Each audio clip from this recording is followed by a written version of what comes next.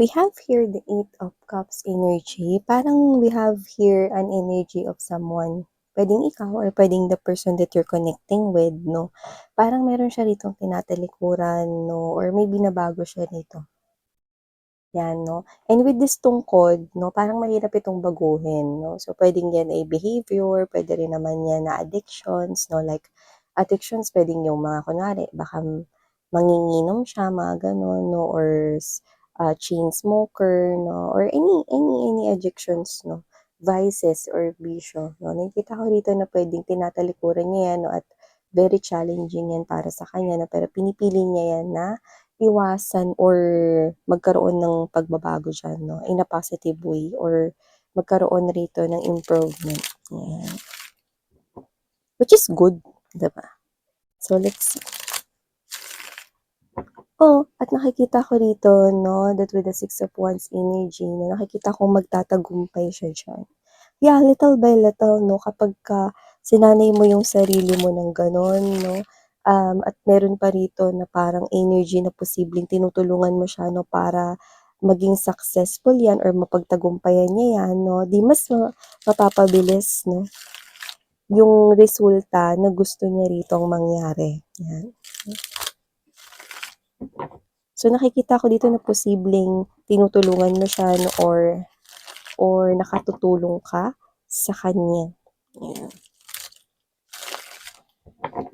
Meron akong nakikita ritong battle of the mind, pero hindi naman yung as in talagang gulong-gulo yung isip niya rito 'no, or hindi naman siya yung parang litong-lito 'no, parang meron lang na parang, hindi naman as in bumabagabag 'no, parang meron lang ritong parang particular na laman yung isipan niya rito 'no, at parang hindi kumbaga sa ano, alam mo yung 'pag nagge-games ka 'di ba, kunwari nandun ka sa level 3, hindi ka makaalis dun sa level 3 pero gusto mo ng tumalon sa level 4. So, parang meron siya ritong gustong i-solve 'no, na puwedeng puzzle or riddle or meron siya ritong gustong malaman 'no. So, I think yun yung iniisip niya. So, let's see what is that.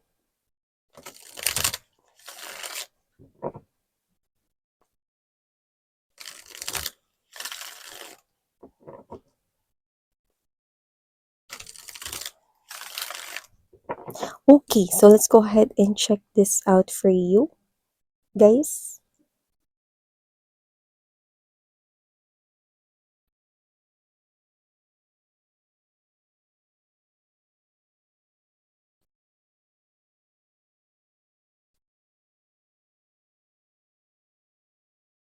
Hmm.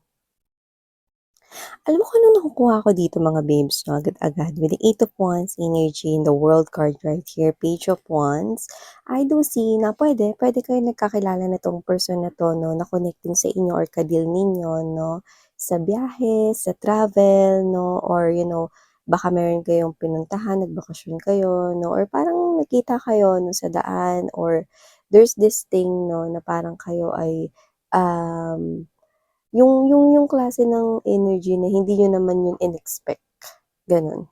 So, nagtagpo kayo dun sa parang unexpected na way. But, travel is also being significant here. So, puwedeng nagkakilala kayo nitong person na 'to sa travel. But, yeah, guess what? See? Eight of Wands energy in the World card to the Page of Wands energy. This is like parang this is you na parang sino kang pangahas, gano'n 'no? Sino kang pangahas 'no, na pumasok sa kaniyang mundo, 'yan 'no. Teka miss 'yan, away ba 'yan? Hindi ito away 'no, pero may pagtataka dito 'no. Pagtataka, hindi pagdududa ha, pagtataka 'no, parang isang malaking question mark dito 'no, parang parang may pagkamangha, pagkagulat 'no, to the point 'no na maaaring meron ditong malaking tanong sa kanya 'no. Pero nagtatanong siya rito parang, "Saan ka ba galing? Sino ka?" 'No, parang parang sino kang nangahas sa mundo niya rito 'no, na hindi ka naman niya gustong palayasin, okey? Pero sa nakikita ko rito kung sino man siya 'no, this person here is giving me the vibe na parang meron siya rito 'no, na kakaibang nararamdaman sa'yo. From the looks of it, with this Page of Wands energy, this person here is embodying that passion to get to know more about you, or meron siyang feelings and emotions para sa'yo. So, yun yung nakikita natin here. Wow! Sino kang pangahas na pumasok sa mundo daw niyan? Taray! Ooh, Six of Wands to the Five of Swords. So tell me, ano nga ba ang ginawa mo sa kanya? Yan. Okay. So ilatag naman na natin lahat mga babes, no? Bago natin tuluyan na alamin at halongkatin ano ba to, no? So we have here that Temperance right at the center of this reading.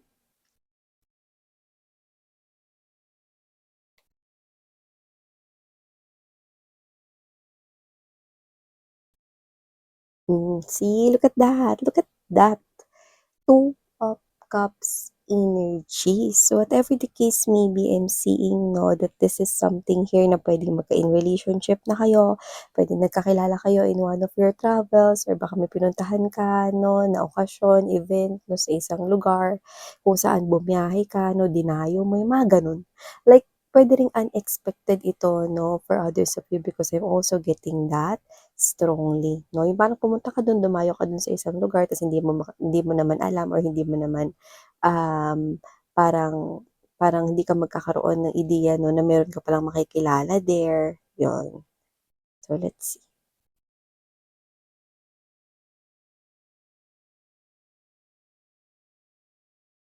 So, hey there mga my loves collective. Yun, bago natin, no, subukang halongkatin pa ito more, no. Nakikita ko dito mga babes, no, na just take only what resonates, because it will not resonate to each and every one of you. At syempre, meron tayong new channel, ang Dalnim. So, yan mga babes, ang link niya ay nasa description box. Yan ay collective readings for all signs, no. Kagaya dito mga babes, no. Ayan, pwede rin kayong tumambay there. So, nakikita ko rito, wala tayong gender ha. Babae, lalaki, LGBT, lahat kayo welcome. Pwede nyo rin i-flip yung roles if you want. At syempre, meron kayong free will at the end of the day. So nakikita ko dito mga babes, no, the Eight of Wands energy, the World card right here, Page of Wands. Okay, for some reason, this person here, kung titingnan ko ito lahat, sabi ko sa inyo, meron siya dito malaking tanong. Parang ano bang meron sa'yo? Bakit napapaamo mo ako? Yan, ang bongga nun mga babes, no? So, ano bang meron sa'yo? Patingin nga. Ikot ka nga. Ayan, no? Ano daw meron sa'yo? Bakit napapaamo mo siya? So, hindi naman siya yung parang mabilis magalit. Pero, sinasabi niya rito na nakokontrol niya na yung emotions niya, no, simula nang dumating ka sa mundo niya. At hindi niya rin maipaliwanag ito, no? Parang isa ring malaking tanong yun sa kanya na parang marami naman akong kilala. Meron rin naman akong mga nakakausap, pero iba talaga si Collective. Ano bang meron kay Collective? Bakit parang napapaamo ako? For some reason, with the Six of Wands energy and there's this Five of Swords, this is something here, no, na parang, ikaw to na parang gusto ka na lang niyang palaging panalunin, no? So, this person here is hindi niya rito parang, gusto na parang pahirapan ka, no? Hindi naman sa competitive siya, pero siya yung klase ng energy na pagdating sa'yo, parang gusto na lang niya rito magpaubaya, magparaya, no? Tas ibigay na lang yun sa'yo, no? Parang pagdating sa'yo, no? Hands up. Suko daw siya, ganun, no? So, hindi dahil sa mataray ka or palaban ka, no? Pero iba ka. Parang ayaw ka niya ritong labanan, no? Parang strong yung personality niya, pero pagdating sa'yo, parang siya nagiging maamong pusa, no? Or parang siya nagiging malambing, no? Lumalabas yung soft side niya rito. Parang nagtataka siya, marami naman siyang nakilala sa earth nung nabuhay siya. At habang nabubuhay siya, no? Pero iba ka. Hindi niya rin alam kung ano talaga yung meron sa'yo, no? Na kung bakit siya umaak ng ganyan. Parang excuse me, yun 'no, mga babes 'no, maaaring itong person na 'to 'no, is someone here na merong mga gustong itanong sa'yo or baka ito yung gusto niyang itanong sa'yo 'no, yung malaking tanong na 'to na parang, "Ano bang meron sa'yo? Bakit napapaamo mo daw siya?" Yun yung nakikita ko dito 'no, at naguguluhan din siya dun pero alam mong maganda, hindi na yun yung importante. With this Ace of Swords energy and this Page of Swords, hindi yun yung importante 'no, kahit yun yung tanong niya 'no, hindi niya man alam kung ano yung particular na meron sa'yo. Gusto niya yung presence mo 'no, at gusto niya dito na parang ano man yung parang dahilan bakit ka niya nakilala 'no, at kung anong meron sa'yo hindi na yun importante, ang importante nandito ka na sa loob ng mundo niya. Hmm, oo. Yun yung nakikita ko dito 'no. So, for some reason 'no, kumatay yung lalamunan ko. So, maaaring itong person na 'to 'no, sometimes gusto niya rin sabihin sa'yo 'no, alam niya kasing compliment ito, yung parang, "Ano bang meron sa'yo? Bakit 'pag pagdating sa'yo parang, gusto kitang laging bilhan ng kape, gusto kong bilhin yung favorite mo na food, ano, 'pag pagdating sa'yo bakit parang gusto ko lagi na parang mag-effort, ano bang meron sa'yo?" 'Yan. So, yung iba puwedeng hindi niya pa nadidiskubre na love ka niya, okey? So, maaaring kaya kumakati yung lalamunan natin, it is because this person here could be preparing for some kind of love confession for you, but still do not know how to say it and what are the right words to say, 'di ba? Or this person here is, someone na hindi mabilis mapaibig pero for some reason you did, 'di ba? Napaibig mo siya rito at hindi niya alam 'no kung bakit mo siya napapaamo ng ganito. It's like this person here is clueless 'no. Yeah, mabait ka 'no, nakikita ka niya bilang, okey ka 'no, maaaring yung iba type ka naman niya 'no, pero you know that very specific thing 'no, na parang tanong ng isang individual kapag nagmamahal siya 'no, "Hindi ko alam kung bakit ko siya nagustuhan." And this person could possibly be one of them 'no. And this person here hindi na importante 'no kung bakit ka niya nagustuhan, ang importante yung nararamdaman niya at nasa loob ka na ng buhay niya, nasa loob ka na ng mundo niya at yun na yung para sa kanya ang pinakaimportante. 'Yan 'no, tignan mo 'to, 'di ba? So whatever the case may be, I'm saying that this person here is actually feeling something towards you, and this is lots of emotions right here. So I think if you're already connecting with this person here, parehas kayo ng nararamdaman. At kung may relationship na kayong dalawa na parehas kayo ng nararamdaman and you are on the same page with this person here. Alam mo yun, parang, parang this person here, no, is parang feeling niya nung hindi ka pa dumadating sa buhay niya nahihirapan siya rito na parang, makontrol rito yung kanyang emosyon. 'Pag galit siya, galit talaga, 'di ba? Hindi niya nakokontrol yun 'no. Sometimes, sa hold ng patience niya 'no, maikli yung PC niya 'no. Pero nung dumating ka, nakontrol niya yung galit niya 'no. Like this person here could possibly be natutunan niya rito na parang huminga, magpigil 'no, bago makapagsalita ng hindi maganda. So, this person here, hindi lang dun sa anger, sa lahat 'no, nakokontrol niya na rin yung feelings niya 'no, kapag kunwari sobra siyang excited dito 'no, hindi siya yung parang as in gumagawa agad ng agad-agarang desisyon 'no, kapag siya ay masaya 'no. This is you, parang natutunan niya sa'yo yun. Natutunan niya sa'yo mga babes 'no, na kontrolin rito ang kanyang emosyon at kung ano-ano pa rito mga babes 'no, yung dapat niya ritong, matutunan 'no, sa'yo. Kasi maaaring meron kang knowledge na puwedeng sinabi sa kanya or may binigay kang advice sa taong ito.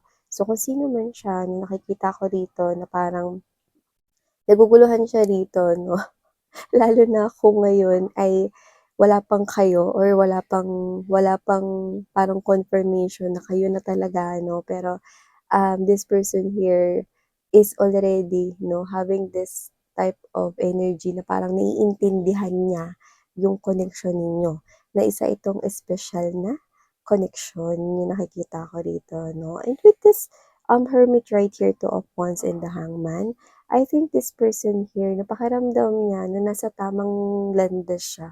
Eh, dahil nandiyan ka. So, puwedeng this person here is pakiramdam niya naliligaw siya 'no, before.